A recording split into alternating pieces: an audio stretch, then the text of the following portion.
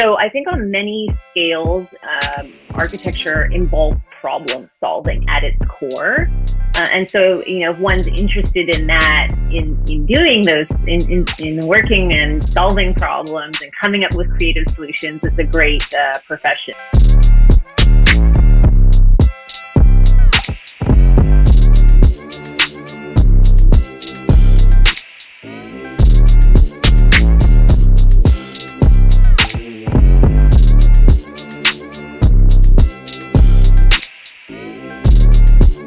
Thank you for joining us on this show. Welcome. Thank you so much for having me. It's really a treat to be here, and I'm excited to speak to you. Okay, excellent. Yes. So I know you're an architect. Perhaps maybe why don't you tell us a little more about the name of your firm, where do you practice, and how long have you been at it? Yeah. So my firm's name is AMP Studio, and we're based out of Toronto and Portland, Maine. I also have a kind of co-owner and business partner named Andrew Ashe. And so he's based in Portland, Maine, and I'm based in Toronto. And that's why we were able to practice and design projects throughout North America. Oh, fantastic. And so what sparked your interest in architecture? So, it's interesting. I became interested in architecture in a sort of roundabout way. I didn't know any architects growing up, and I had an interest in art. I loved to draw and to paint, and I also was pretty good at like math and science. So it was sort of that. Sometimes it's a traditional story that you hear from architects that they sort of gravitated to those two fields as a young person, and then found that architecture was a nice sort of combination of those aspects of my interest. I studied at University of Waterloo for undergraduate. So I studied an architectural studies program that also had a co-op placement sort of embedded in the degree, which was great. So I got to learn, I got to also, study at Waterloo and then travel and work as an intern in different architectural offices, which was great. And then for my graduate studies, I went to Yale University. And that was a really wonderful experience as well, to be exposed to an institution that had a great many resources and wonderful faculty as well. So both very formative and wonderful experiences at both universities. And just from your experience, I like the fact that you say that you're right. People who go into architecture want a bit of art and as well as something to do with mathematics, or at least the science of things, right?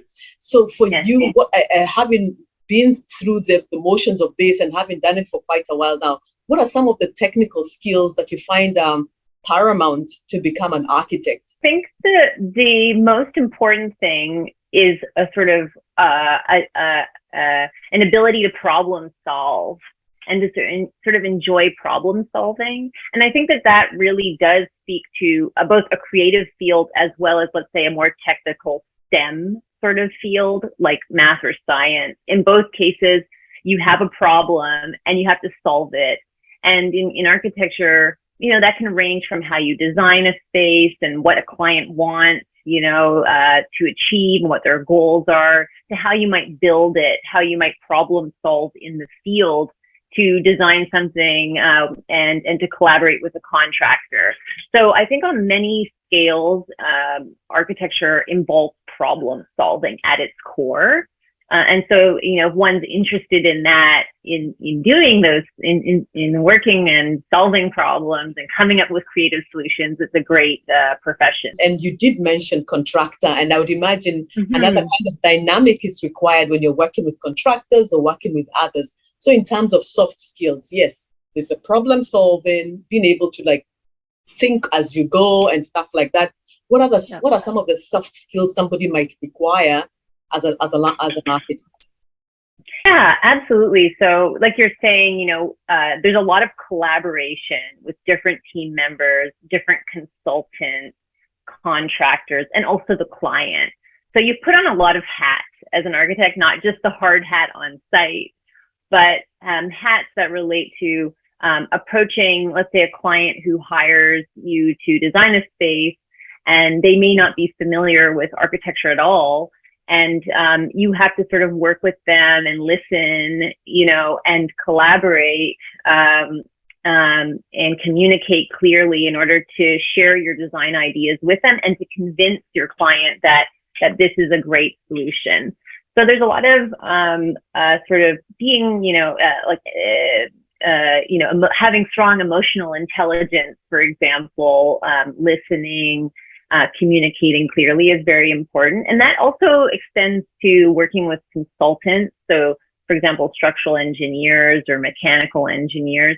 There's a lot of collaboration, and there's also compromise involved. So willingness to compromise to get to a solution that is both a safe solution for when the building gets built, but also allows you to hopefully achieve the design goals that you had in mind that your client is excited about. So it's about balancing, finding a balance between those things, and about collaborating really well with others. In the field with contractors, again, it's very much, the same sort of set of soft skills set.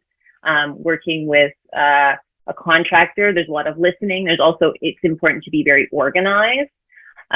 So there's quite a bit of paperwork and communication happening by email and phone, and on site. And all those things need to be really well documented during the construction process in terms of decisions that were made or changes that were made on site. So organization, clear communication, again, is very important. Ways it is fun because there's always something going on. It's a very active sort of field, and it's exciting in a way to be working in architecture and having a practice and managing that and running it. Mm-hmm. Okay, all right. So, yeah. But I can imagine also it's a field that maybe, like you said, you didn't know much about when you were going into it, and also I'm imagining maybe perhaps there are not many women who look like you in the practice as well. So perhaps we could tell us a little bit, like, what are some of the challenges you have found or you found while going into this practice, into architecture, and how did you mitigate? How did you overcome some of those challenges? That's a really great question. And I think that it's both in the field, working and practicing as an architect, but also my experiences as a student. And like I said earlier, growing up, I just didn't know many architects, and I didn't know any architects really. And the architect in my mind was an architect from a movie, and it did not, he, of course, typically as the architect, did not look at all like me. That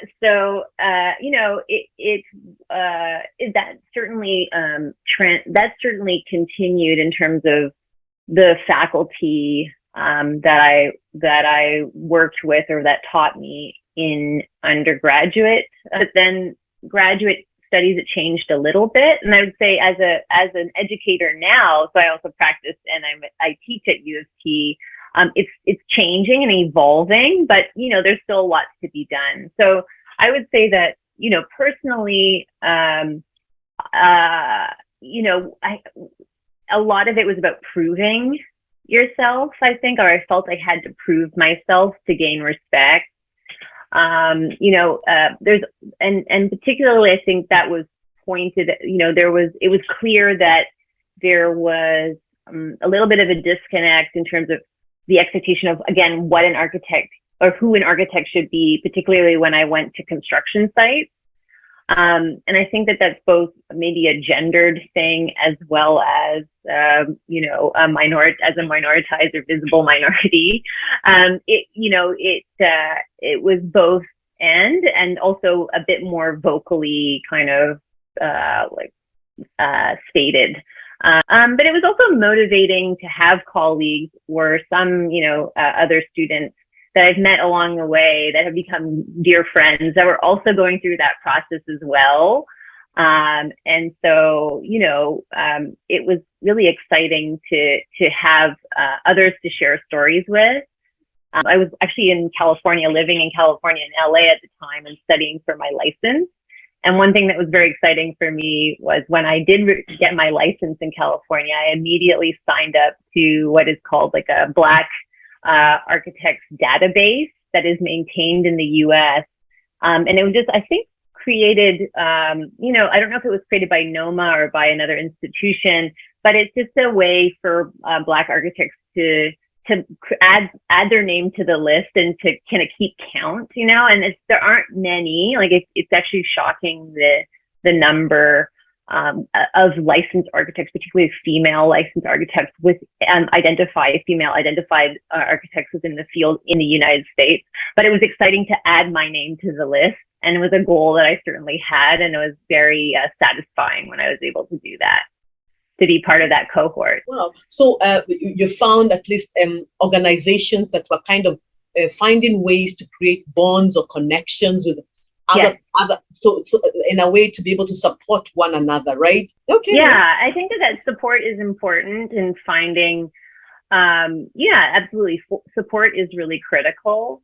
And it mostly came through other classmates, I would say, than from faculty, because again, there just wasn't that diversity in faculty when I was studying, but those are, decades ago, like a decade or so or more ago now that I was in the field. So things are changing slowly, but certainly at the time, and it extended also to the sort of readings that we were reading about. It was mostly European, Western history focused in terms of inclusive aspect of pulling in other voices and stories. Would have really been wonderful when I was a student, but is certainly something that as a teacher or as an educator, I'm trying to change as well. Now that you've mentioned that, so what are some of, now you haven't been on the other side and wondering why aren't faculty trying to do something? What are some of the small tweaks or that you're taking when you're teaching your course at U of T? What are some of the things that you're trying to inculcate in your program? Yeah, absolutely. I mean, for me as an educator, I'm really interested in encouraging students to question assumptions, question even the pedagogy, the sort of standard approach that we might, as educators, sometimes default to and teach students. So questioning, I think, is really critical. Also, I try to bring in, I have a seminar that I created around that deals with borders and territory, like how borders are formed, or how how architects design spaces that might encourage inclusion or exclusion in space. So how sometimes we might design spaces that are intended for one group of people and may exclude others, but we may not know about it. I know that one of your projects some of your projects have received some recognition. Like one of your projects, it's I think an unbuilt project, but it received recognition for excellence. Perhaps could you tell us more about that project? And I think there's another project that was featured in Design, the zine, the architecture magazine, that was about one of your projects. I believe it's in Canada, right? The first project you mentioned that received the AIA award for unbuilt work was a project we call Four Corners House, and it's set in Maine on the Bold Coast. So, and it's a really great sort of theme and a project that's in design currently. And so it's a courtyard kind of composition. So it's essentially, the design is set around a courtyard, so it has four sides with an open courtyard in the middle, and on each of the four corners of that scheme is a sort of a tower shape that provides different sort of ways to experience the space on the inside. And it's set in a wooded area. So the idea is that from the outside, you have the sort of natural kind of landscape of the forest. And then on the inside, in the courtyard, you can have a sort of more of a manicured, different type of landscape experience. But throughout that space, as you circulate through the four sides of the building, you experience the landscapes in different ways and connect yourself to them. So it's a fun project in that way. And then the other project I believe you're referring to is called L House, and that's a built project in Prince Edward County. So it was a new build. It's essentially shaped like an L. And it's, two kind of, what we call gabled wings. So two, kind of wings, let's say that are on 90 degrees from each other, that have pitched roofs, or what we call gabled roofs. And from the outside, the building is clad, or kind of, let's say, the material on the building on the outside is a burnt cedar. So very dark black, kind of finished wood with a black metal roof. And so you read the building almost like a silhouette against the landscape, because it's on Lake Ontario and in a really green agricultural area in Prince Edward County.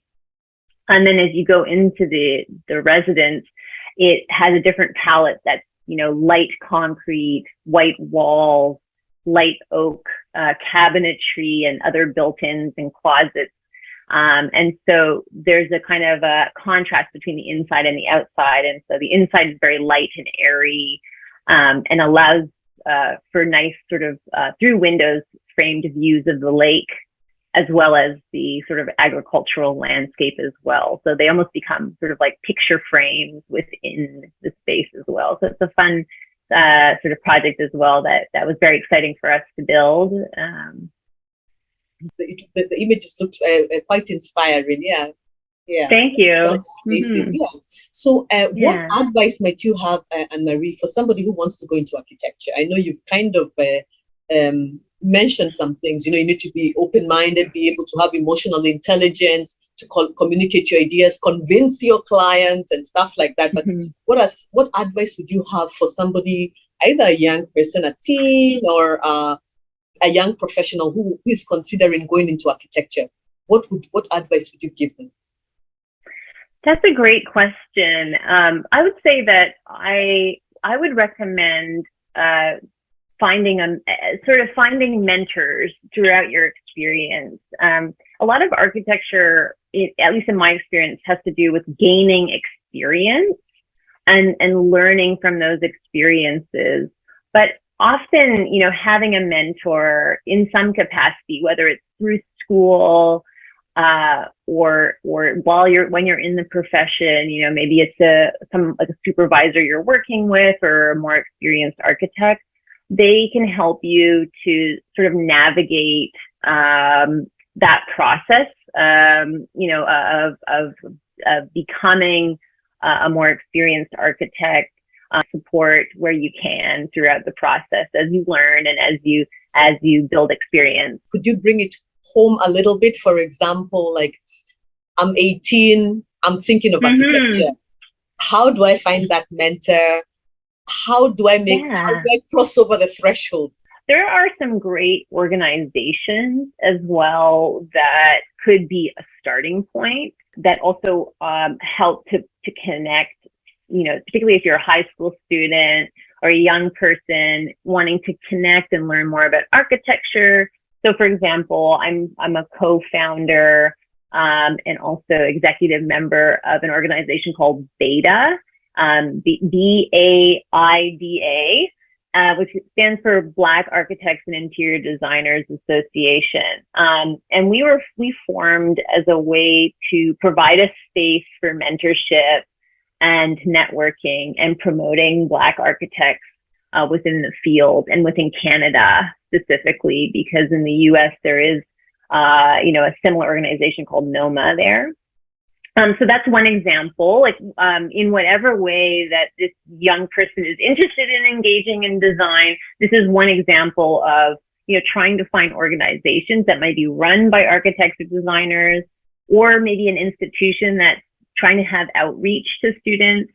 So for example, U of T, I know, has some summer camps for young people, both elementary and high school students, where you can be exposed to architecture and architectural kind of thinking and design. And so that's a way to sort of dip the toe in and learn a little bit more about architecture. There's always, taking out books from the library, looking online at, some sort of architectural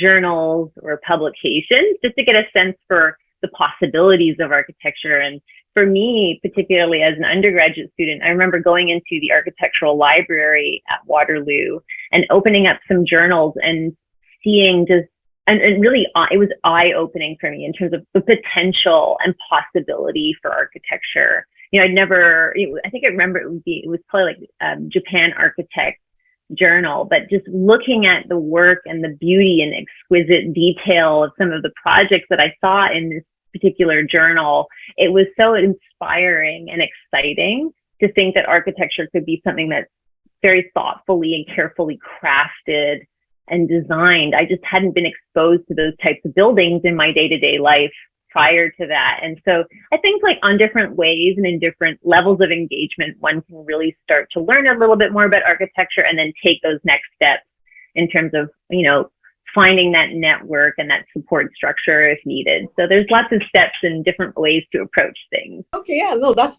very helpful. Yeah. Sure. Yeah, Beta and what they're doing, and as well as just exploring the internet, going to a library, finding some books. Those are excellent ideas. What is some of the advice that you're glad you never took?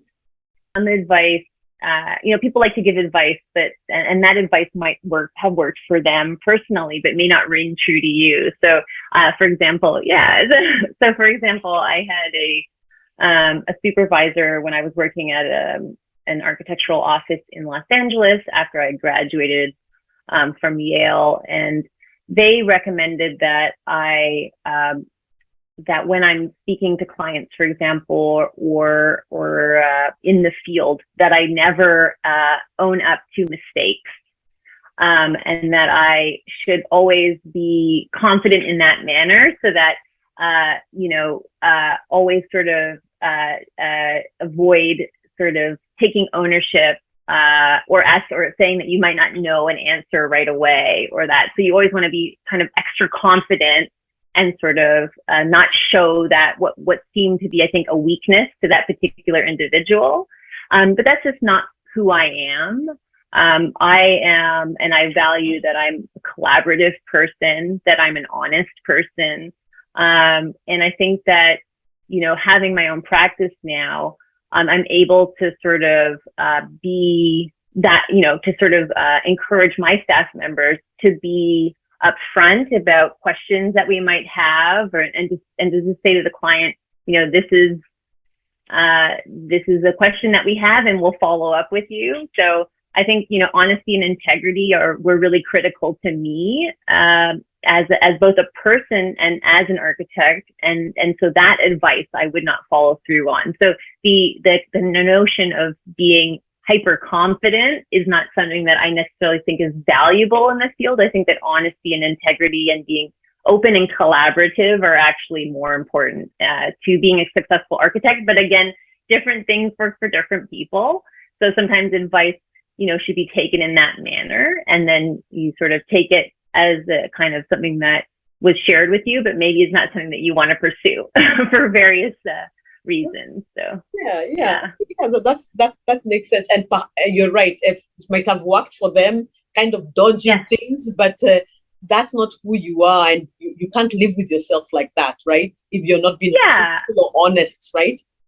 Yes, and I think that sometimes actually clients appreciate honesty, and ultimately, even though we're all professionals and we're practicing and we're experienced, we still have questions, and it's okay to say, I don't know the answer right now, but I will follow up. So I think being more forthright and straightforward and not dodging is, I think, something that I value personally. Creating something that wasn't to being, that's a big deal. But I'm wondering for you, what is one of the things that you love about what you do?